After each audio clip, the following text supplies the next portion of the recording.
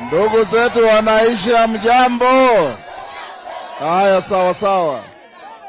Naomba msikize. Ndugu zetu wanaishi mjambo. Hamjambo tena. Leo tumefika hapa kwenu tuonane na nyinyi mundu kumundu. Mundu? Na mnajua nyinyi ni wadhoniwa wangu. Tumekuja hapa na William Ruto na Musalia Mudavadi, Rigathi Gachagua na wengine wote kuwaomba kitu kimoja.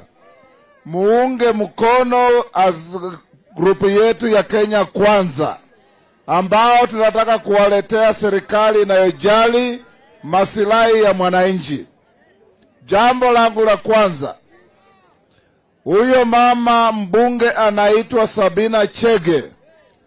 Tunataka kuona taasisi ya NCIC inayoongozwa na Reverend Kobia wakimuita kuandikisha statement ni nini anajua juu ya mpango ya kuiba kura.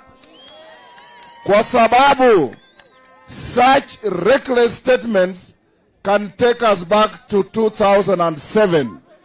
Sisi kama wana Kenya Kwanza nataka kueko ile Musalia amesema, we do not want to shed any blood or destroy any property because of political contest.